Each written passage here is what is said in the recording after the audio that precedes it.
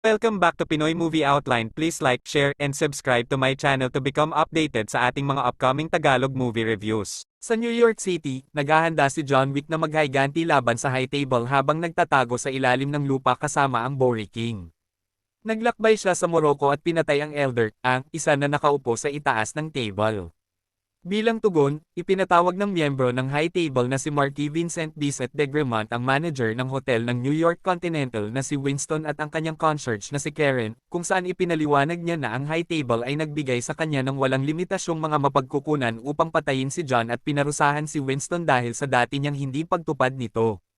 Bilang parusa, tinanggal ng Marquis si Winston sa kanyang mga tungkulin sa pamamahala, idineklara siyang excommunicado, sinira ang New York Continental at pinatay si Karen.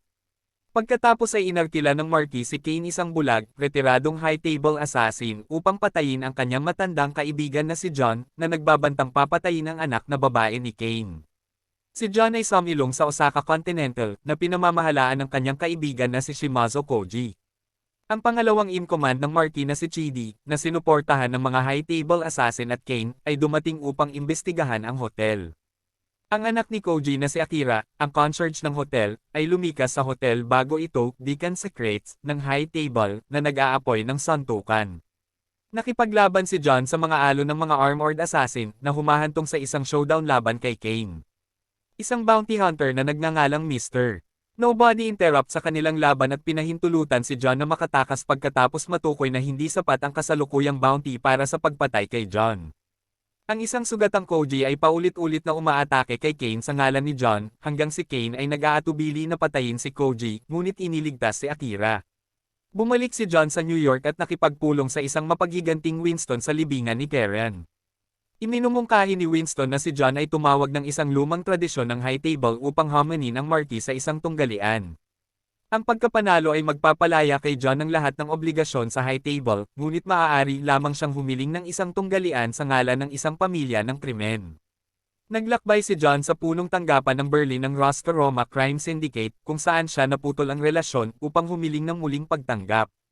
Itinakda ng kanyang adoptive sister na si Katia na para sa muling pagtanggap, dapat patayin ni John si Kila Harkon, isang miyembro ng high table na pumatay sa kanyang ama. Nag-set up si Kila ng isang ambush sa kanyang nightclub, ngunit sa tulong ni Kane at Mr. Nobody, nagawa ni John na patayin siya at mabawi ang kanyang katayuan.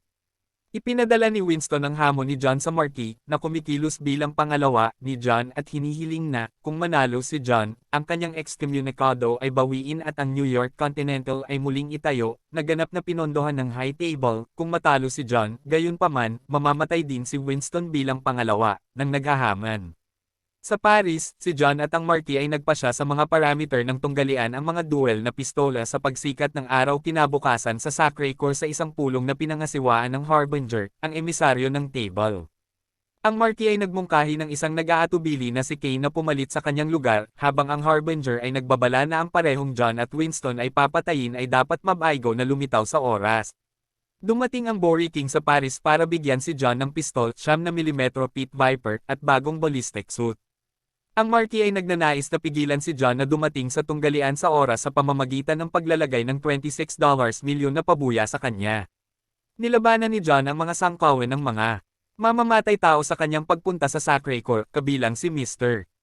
Nobody, na nakipagnegosasyon sa pagtaas ng bounty sa $40 milyon. Sa panahon ng kanilang paghaharap, pinipigilan ni John si Chidi na patayin ang aso ni Mr. Nobody, na naging dahilan upang iwanan ni Mr. Nobody ang kanyang pagtugis kay John. Matapos tulungan ni Kane at Mr. Nobody si John sa pakikipaglaban sa ilang mga assassin kabilang si Chidi, na pinatay ni Mr. Nobody sa Rufo Yatir, narating nila ang summit sa tamang oras para sa duel. Sina John at Kane ay nagsugat sa isa't isa sa pamamagitan ng 2 round ng duel, at ang ikatlong round ay huminto ng masugitan ni Kane si John. Hinihingi ang karapatang pangasiwaan ng Code de Grace, ang Marquis ay sabik na makipagpalitan ng mga lugar kay Kane. Winston chides ang Marquis para sa kanyang pagmamataas, na inihayag na John ay hindi pa nagpaputok ng kanyang ikatlong bala. Pagkatapos ay agad na pinaandar ni John ang Marquis gamit ang isang headshot, na tinapos ang tunggalian. Binigyan ng Harbinger sina Kane at John ng kanilang kalayaan mula sa high table at ang muling pagbabalik ni Winston sa hotel manager ng New York Continental, na muling itatayo gamit ang mga pondo ng high table. Sinasalamin ni John ang kanyang buhay at pag-aasawa bago sumuko sa kanyang mga pinsala.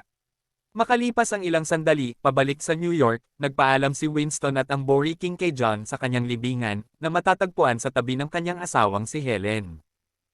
Thanks for watching. Please do not forget to like, share and subscribe.